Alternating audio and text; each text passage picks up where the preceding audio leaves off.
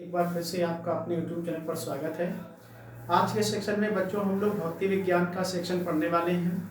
भौतिक विज्ञान में जो भी हम लोग आज क्वेश्चन पढ़ेंगे ये कक्षा 10 से संबंधित है और इन सभी क्वेश्चनों में बच्चों ये इम्पोर्टेंट रहेगा कि हम लोग जो 2023 की परीक्षा देने जा रहे हैं 2023 की परीक्षा के लिए बहुत ज़्यादा उपयोगी रहेंगे।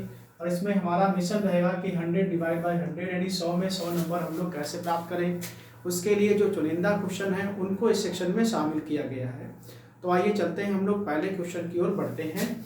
तो पहला क्वेश्चन हमारा बच्चों जो है वो ये है कि खंड का के ऑब्जेक्टिव क्वेश्चन कुछ लिए हैं। तो पहले क्वेश्चन में अगर हम लोग बच्चों देखेंगे तो पहला क्वेश्चन हमारा ये है कि एक अवतल दर्पण के सामने रखी वस्तु का प्रतिबिंब आभासी, सीधा व बड़ा बनता है तो दर्पण होगा। बच्चों इसमें हमें समतल दर्पण तो होगा नहीं, पहले क्लियर हो गया। इनमें से कोई नहीं, ये दो विकल्प हमारे पहले से ही गलत हो गए। हमारे पास उत्तल दर्पण और अवतल दर्पण बचा हुआ है। तो आपको बता दें बच्चों कि अवतल दर्पण के लिए हमारी 6 स्थितियां होती हैं, उत्तल दर्पण के लिए हमारे पास केवल एक स्थिति होती है। तो हम लोग उत्तल दर्पण के लिए एक स्थिति का प्रतिबिंब चेक कर लें, उससे हमें बाकियों के बारे में पता हो जाएगा। तो सबसे पहले बच्चों हम लोग बनाएंगे एक्सिस और इस तरह से हम लोग अपना ये हमारा कौन सा दर्पण बच्चों बन रहा है, ये दर्पण हमारा बच्चों है अवतल दर्पण। क्या है? अवतल दर्पण। ये हमारा बच्चों है अवतल दर्पण। अब इसको अगर हम लोग उल्टा बना दें इस तरह से तो ये बच्चों हमारा हो जाएगा उत्तल दर्पण। तो ये हमारा है उत्तल दर्पण, उत्तल दर्पण। अब करना क्या बच्चों है, हम लोग अक्ष पर एक वस्तु लेंगे, प्रकाश किरण डालेंगे। अब जानते हैं कि ये वापस चली जाएगी। इस प्रकाश किरण को हम लोग पीछे बढ़ाएंगे, जहाँ मिलेगी वहाँ इसका फोकस होगा। दूसरा हमारा जो होगा बच्चों सी की ओर डालेंगे तो ये प्रकाश किरण इधर जाएगी, सीधे मिलती हुई इधर चली जाएगी। तो ये जहाँ मिलेगा वहाँ बनेगा प्रतिबिंब। तो ये वस्तु का क्या बच्चों बन जाएगा? प्रतिबिंब। अब देख रहे हैं प्रतिबिंब बहुत छोटा है, सीधा है, आभासी है। तो उत्तल दर्पण के लिए प्रतिबिंब कैसा बन रहा है बच्चों? छोटा बन रहा है। और इसमें कह रहा है आभासी, सीधा और बड़ा बोल रहा है। तो सीधा से मतलब कि ये भी नहीं है। अब हमारे पास 3 विकल्प ऐसे हैं जो नहीं है। तो हमारा दर्पण कौन सा बच्चों होगा?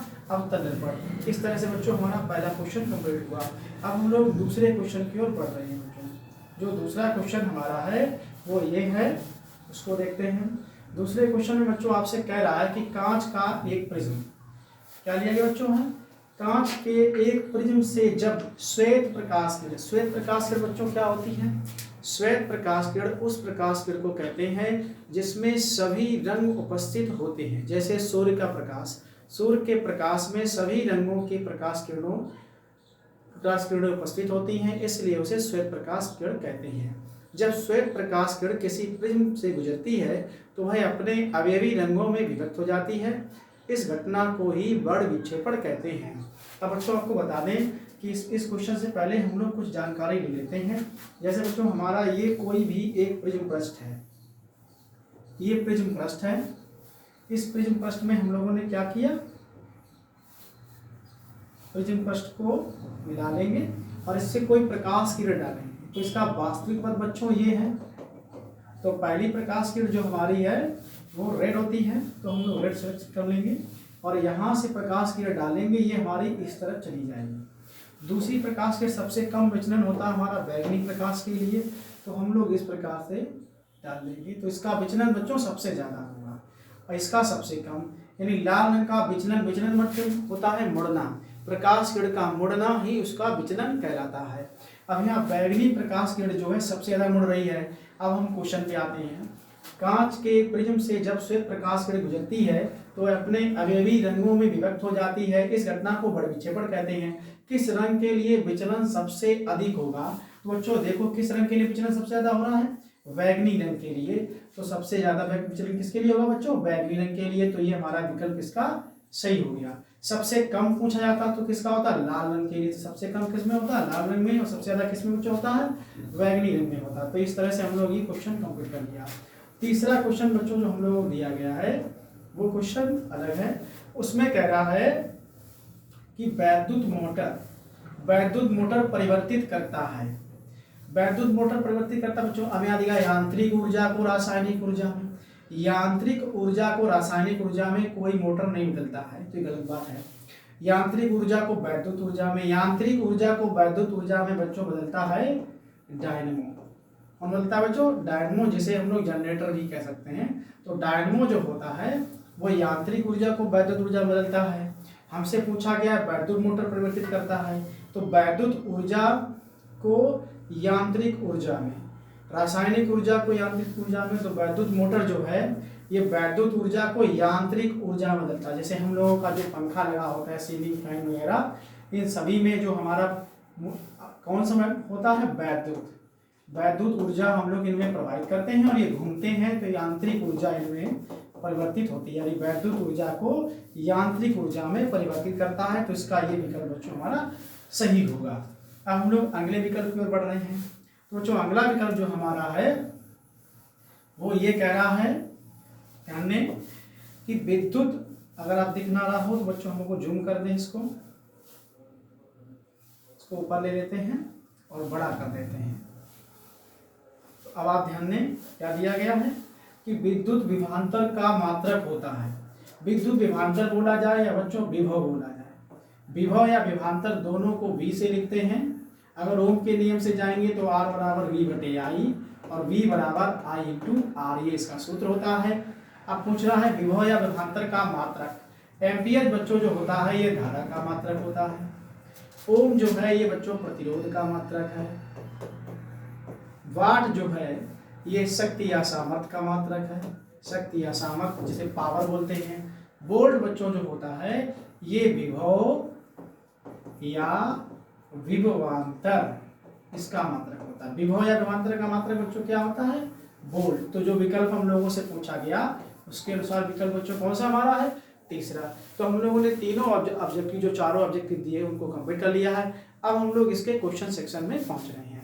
क्वेश्चन सेक्शन में बच्चों देखें, हम लोग जो पहला क्वेश्चन हम लोगों का दिया गया है वो ये है। इस क्वेश्चन पे ध्यान दें। जो क्वेश्चन बच्चों हम लोग दिया गया है उसमें ये कहा जा रहा है कि निर्वात से प्रकाश का वेग 3 × 10⁸ मीटर प्रति सेकेंड है। एक पदार्थ जिसका अपवर्तनांक 1.5 है, तो प्रकाश के वेग की गणना कीजिए। प्रकाश के वेग की गणना, कुछ बचा यहाँ निर्वात की चाल दी गई है। आप ध्यान रखें जब हम लोग अपवर्तनांक का सूत्र लगाते हैं तो हमेशा ऐसे माध्यम को ऊपर रखते हैं जिसमें प्रकाश आसानी से गमन कर सके। तो हम लोग बच्चों लिखेंगे निर्वात में प्रकाश की चाल, निर्वात में प्रकाश की चाल। अब फिर पूछ रहा है पदार्थ, तो लिखेंगे पदार्थ में प्रकाश की चाल। अब दोनों के वैल्यू रख देंगे जो हमें दिए गए हैं। अब जब वैल्यू रखेंगे बच्चों तो हमारा आएगा n बराबर, निर्वात में प्रकाश की चाल बच्चों कितनी दी गई है? ये 3 × 10⁸ बटे पदार्थ में प्रकाश की चाल पूछी गई बच्चों, तो हम लोग यहाँ लिख लेंगे पदार्थ में प्रकाश की चाल, ये हम लोगों को पूछा गया है। अब जो यन है, यन बच्चों हम लोगों को ये दिया गया है 1.5, तो हम लोग यन की जगह क्या रख लेंगे? 1.5 बराबर 3 × 10⁸, ये हमारा इधर दिया गया है। नीचे बच्चों हम लोगों को फिर क्या दिया गया है? पदार्थ में प्रकाश की चाल। अब हमें ये ज्ञात करना है तो हम लोग 3 मल्टीप्लाई करेंगे तो ये बच्चों हमारा डिवाइड में चला जाएगा। तो हम लोग लिखेंगे पदार्थ में प्रकाश की चाल। जब पदार्थ में प्रकाश की चाल बच्चों लिखेंगे, ये n है बच्चों, तो हमारा जो आंसर आने वाला है वो ये होगा 3 × 10⁸ बटे 1.5। तो दशमलव हटाएंगे बच्चों, बिंदी बढ़ाएंगे, 15 दूनी 30। तो आंसर हमारा बच्चों आएगा 2 × 10⁸ मीटर प्रति सेकेंड। तो ये हमारा बच्चों क्या हो जाएगा आंसर जो इसमें पूछा गया था हमारा अपवर्तनांक के साथ साथ पदार्थ जो पदार्थ दिया गया है उसका आंसर आ गया। अब बच्चों हम लोग अगले क्वेश्चन की ओर बढ़ रहे हैं। तो अगला क्वेश्चन बच्चों हम लोग दिया गया है एक अवतल दर्पण जिसकी फोकस दूरी 20 सेंटीमीटर है। दर्पण बच्चों हमारा कौन सा है? अवतल दर्पण है। और अवतल दर्पण के लिए जो दूरी होती है वो कैसी होती है? ऋणात्मक तो लिखेंगे F बराबर -20 सेंटीमीटर। फिर कह रहा है इसके सामने एक वस्तु उससे 10 सेंटीमीटर की फोकस दूरी, बच्चों यहाँ 10 गायब है तो लिख लेंगे 10 सेंटीमीटर की फोकस दूरी पर रखी है तो लिखेंगे U बराबर बच्चों -10 सेंटीमीटर दूरी पर रखी गई है। प्रतिबिंब की स्थिति की गणना कीजिए। बच्चों प्रतिबिंब हम लोग लिखते हैं V, तो V बराबर हमारा क्वेश्चन मार्क।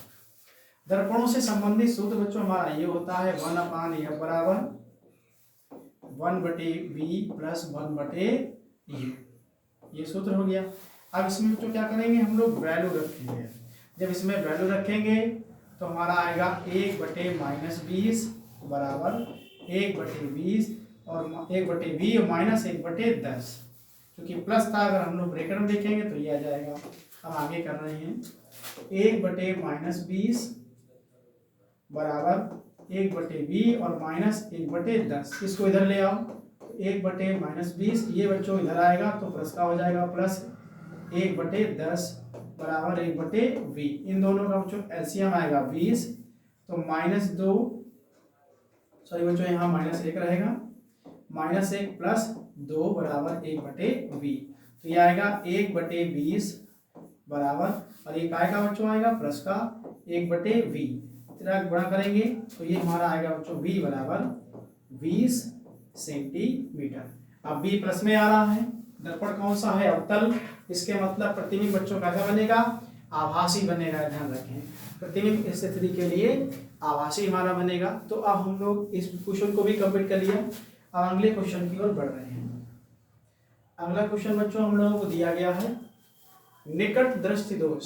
बच्चों दिया गया है निकट दृष्टि दोष से पीड़ित एक व्यक्ति अधिक से अधिक 5 मीटर की दूरी तक देख सकता है। सही दृष्टि के लिए उसे किस दूरी के फोकस लेंस की आवश्यकता होगी? यानी F बराबर आपसे पूछा गया। आपको बच्चों बता दूं जो भी हमारे दृष्टि दोष होते हैं उनमें से निकट दृष्टि जो होता है, निकट दृष्टि दोष, निकट दृष्टि दोष दिया जाए तो उसके लिए बच्चों हम लोग लेंस कौन सा लगाते हैं? अवतल लेंस। ध्यान रखें लेंस हमारा प्रयोग हुआ अवतल, और अवतल लेंस के लिए दूरियां होती ऋणात्मक, और जो दूरी दी गई है इतनी दूर देख पाता है। तो बच्चों ये दिया गया V बराबर -5 मीटर। निकट दृष्टि दोष के लिए हम लोग बच्चों जो हमारा U होता है वो हमारा होता है -इन्फिनाइट। अब हम लोग लेंस का सूत्र लगाएंगे तो 1/F बराबर 1/V माइनस 1/U।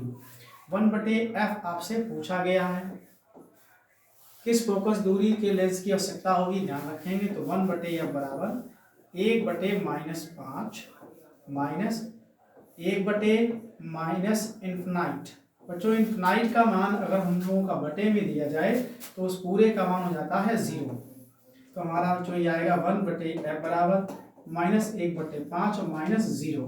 तो उसका कैलकुलेशन करेंगे तो हमारा 1/-5 यानी F बराबर बच्चों -5 मीटर आ जाएगा। तो ये बच्चों इसका भी आंसर कंप्लीट हो गया इस तरह से। अब ध्यान रखें अगर हमारा निकट दृष्टि दोष की जगह पर अगर दूर दृष्टि दोष होता, दूर दृष्टि दोष, तो इसमें हम लोग क्या करते हैं बच्चों? इसमें हम लोग जो U लेते वो 25 सेंटीमीटर लेते। कितना लेते? 25 सेंटीमीटर और माइनस का।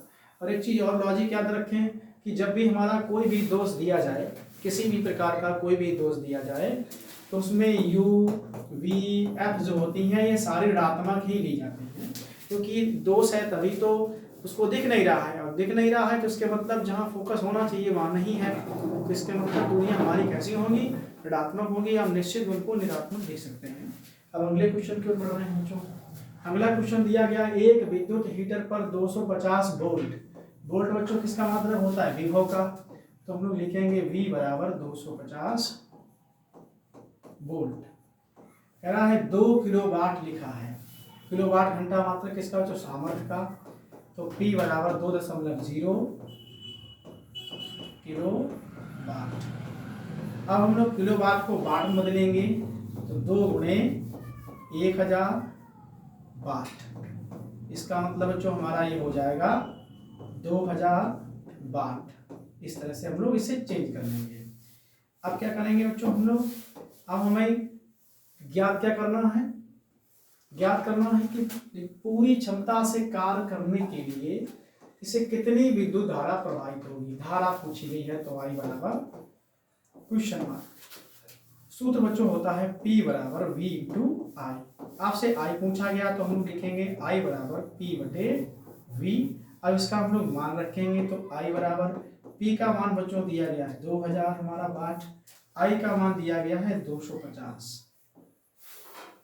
25 अट्ठे 200 होता है बच्चों, इस हिसाब से हमारा कितना आ जाएगा 8, यानी 8 एम्पियर की धारा प्रवाहित करनी चाहिए।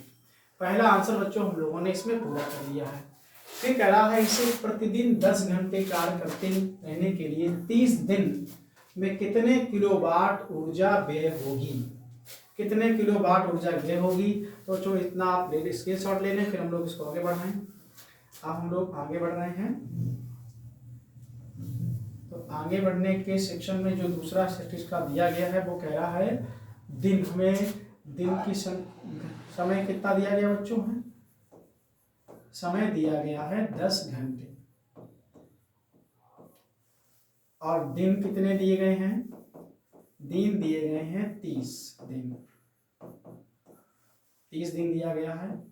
साथ ही साथ कितने किलोवाट ऊर्जा व्यय होगी ये पूछा गया है, तो बच्चों व्यय लिख सकते हैं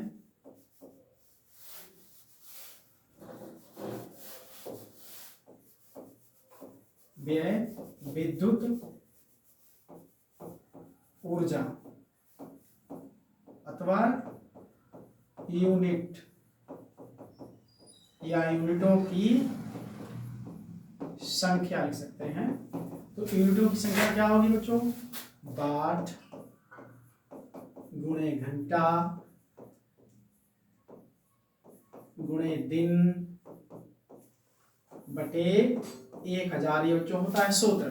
अगर संख्या दी जाए तो हम लोग गुणे में संख्या भी लिख देते हैं, अगर नहीं दी जाए तो नहीं लिखते हैं। वाट बच्चों कितना दिया गया है 2 किलोवाट, 2 किलोवाट को जब हम लोग बदलेंगे तो P बराबर, या कह सकते हैं वाट बराबर हमारा 2 गुणे 1000 बराबर 2000 वाट, तो हम लोग वाट इस्तेमाल करेंगे 2000, ध्यान रखेंगे। अब क्या करेंगे हम लोग, वाट का मान रखेंगे, तो बच्चों वाट की जगह क्या रखेंगे 2000 गुणे घंटा हमारे कितने हैं 10, दिन कितने हैं 30 बटे 1000, तो इन 3 बिंदी से 3 काट लेंगे, गुणा करेंगे तो 3 दूनी 6, यानी 60 गुणे 10 बराबर जो आएगा 600 जो आया है हमारा किलोवाट घंटा में ऊर्जा आ गया। तो ये इसका आंसर हो गया। अच्छा, कितनी विद्युत ऊर्जा व्यय होगी 600 यूनिट कह सकते हैं, 600 यूनिट जो विद्युत ऊर्जा है वो व्यय होगी। तो इस तरह से बच्चों हम लोगों ने इस सेक्शन को पूरा कर लिया है। अब हम लोग इसके टॉपिक का अगला सवाल पढ़ रहे हैं। अगला सवाल बच्चों ये हमें बहुत इंपॉर्टेंट दिया, जब इस क्वेश्चन ऐसा आएगा तो ये बच्चों हम लोग 7 नंबर में दिया जाएगा। सबसे पहले से समझते हैं। तो कह रहा है विद्युत परिपथ में प्रत्येक प्रतिरोध R1, R2, R1, R2, R3, R4, R5, R6, R7, R8, R9 में बहने वाली विद्युत धारा प्रत्येक प्रतिरोधक के सिरों के बीच उत्पन्न विभवांतर की गणना कीजिए। R1 बराबर 1, R2 बराबर और R3, R4 जो तीनों के दिए गए हैं। अब हम लोग चित्र में जो जो दिया गया उसको लिख लेते हैं। R1 बच्चों ये है, तो कितना दिया गया, ये 1 ओम दिया गया है।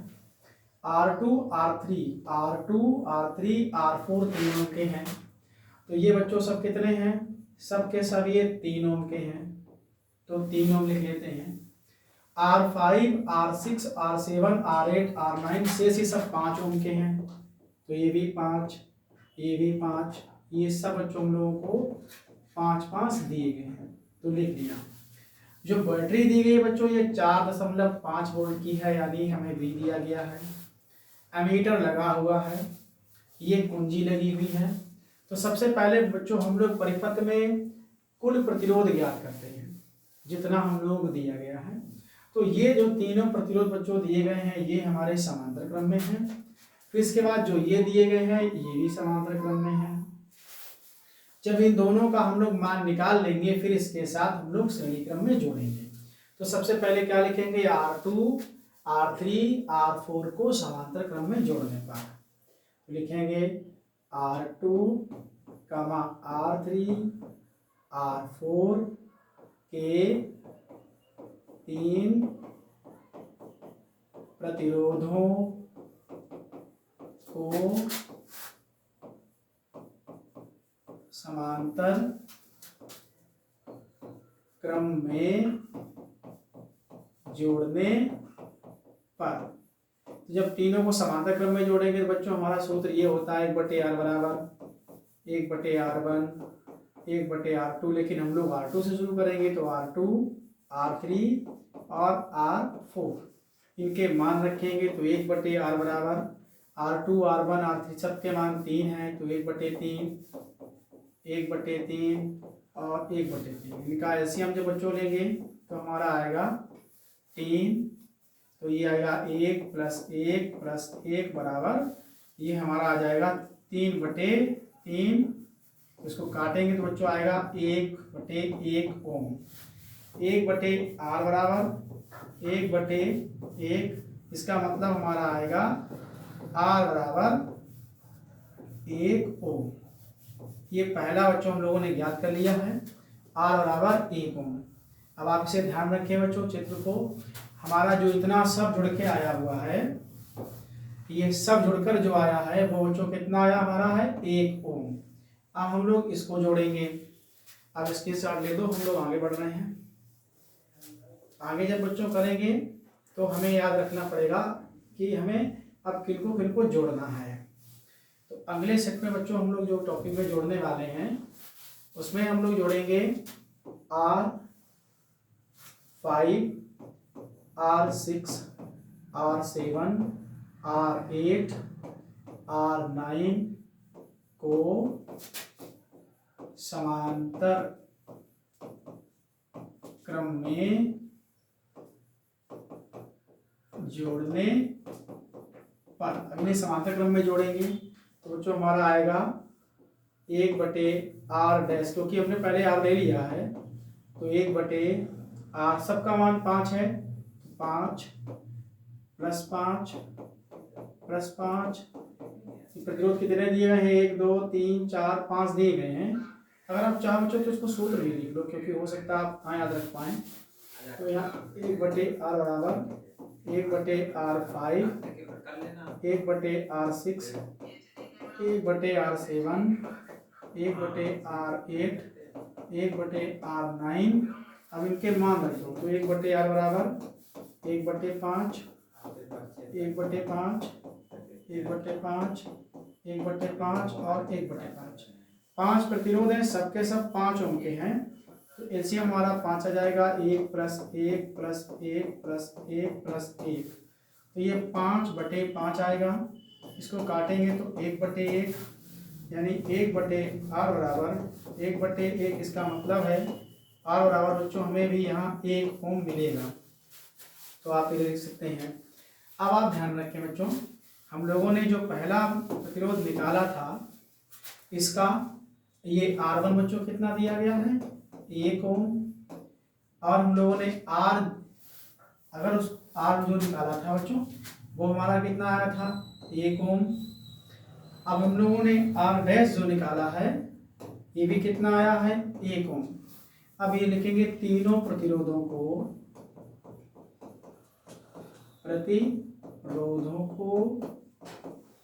श्रेणी क्रम में जोड़ने पर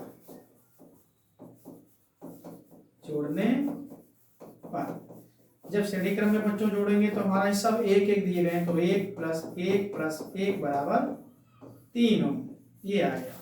तो इसका मतलब कि जो हमें परिपथ दिया गया था, इस पूरे परिपथ में जो प्रतिरोध आया हुआ है, पूरे परिपथ का संपूर्ण प्रतिरोध जो मिला है वो हम लोगों को बच्चों कितने मिला है, 3 ओम। फाइनल आर जो आया है ये 3 ओम है। अब हम लोग पूरे परिपथ में धारा ज्ञात कर लें कि इसकी धारा कितनी होगी।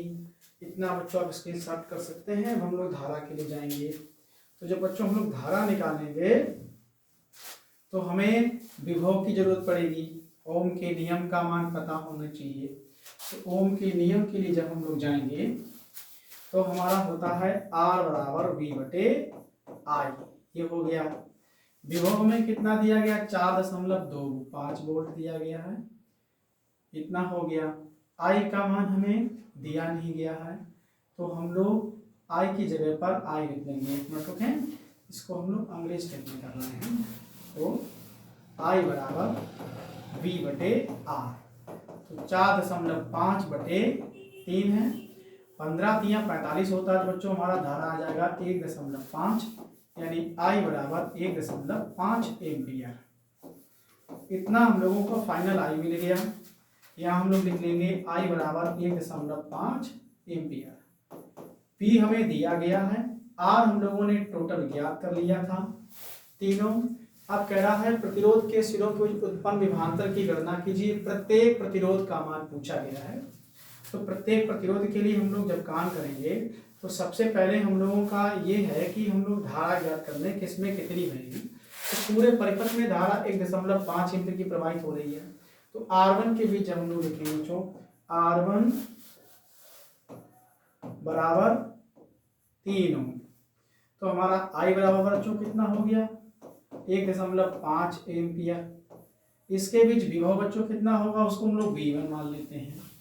तो V1 बराबर क्वेश्चन मार्क, सूत्र होता है V बराबर I × R। इस हिसाब से हमारा ये V1 हो गया, ये R1 हो गया। तो V1 बराबर I का मान 1.5 और ये 3 दिया गया है, तो 15 × 45 4.5 वोल्ट। इसमें बच्चों विभव कितना निकल के आएगा, इस वाले प्रतिरोध में 4.5 वोल्ट पहला निकल के आ गया। अब आप ध्यान रखें बच्चों, हमारा ये जो प्रतिरोध दिए गए हैं तीनों, यानी R2 बराबर R3 बराबर R4 दिए गए हैं। तो इन सबका मान कितना बच्चों दिया गया है हमें यहाँ पर, ये यहाँ से यहाँ तक देखेंगे तो ये 3 ओम दिया गया है। तो हम लोग 3 ओम लिख लेंगे। तो इसके मतलब जब इसमें प्रतिरोध बराबर है तो इसमें धारा भी बराबर होगी। सही बात है। तो हम लोग धारा का मान कितना लिखेंगे, I बराबर 1.5 एम्पियर। अब इनके लिए B निकालेंगे तो बच्चों हमारा आएगा टोटल प्रतिरोध बच्चों जो हम लोगों ने इसका निकाला था वो कितना निकल के आया था 1। तो हम लोग यहाँ पर 1 निकाल के सीधे इसका मान निकाल देते हैं। ये हम लोग हटा दें, 1 रख दें, तो हमारा टोटल प्रतिरोध कितना है बच्चों 1। पूरी धारा निकल आएगी। तो हमारा B बराबर IR लगा देंगे, तो इससे आएगा I का मान 1.5 × 1 बराबर 1.5 एम्पियर। यानी प्रत्येक में जो धारा बहेगी, यानी R2 बराबर R3 बराबर R4 जो दिए गए हैं, इन सब में धारा का मान कितना होगा 1.5 एम्पियर। इसी प्रकार से हम लोग अगला देखते हैं, जो इसमें लास्ट सेक्शन है उसमें कह रहा है कि R5 R6 R7 R8 R9 ये सब बराबर हैं। इनका कुल प्रतिरोध कितना आया था बच्चों, कुल प्रतिरोध आया था इनका भी 1 ओम। तो इनमें भी I बराबर कितनी होगी बच्चों 1.5 एम्पियर। तो V बराबर हम लोग निकालेंगे, तो V बराबर IR, इसका भी मान रख देंगे, तो 1.5 × 1 बराबर 1.5 एम्पियर ये मान निकलेगा। अगर हम लोग इनमें एक एक का मान निकालेंगे तो यहाँ बच्चों हम लोग देख सकते हैं इसका मान कितना दिया गया था हम लोगों को 3 ओम।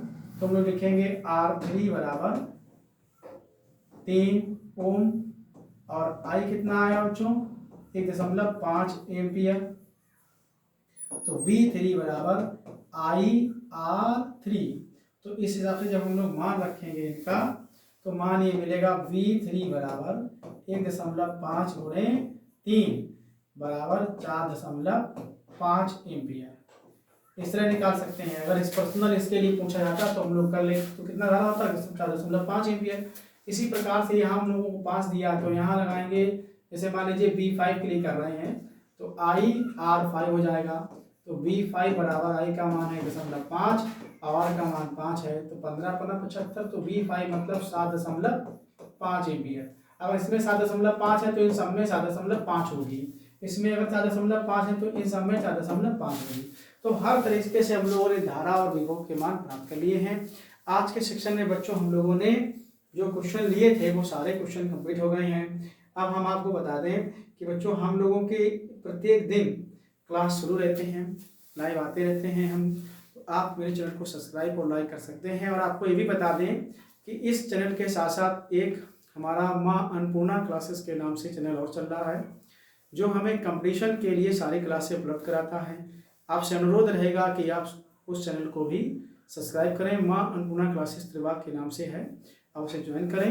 धन्यवाद बच्चों।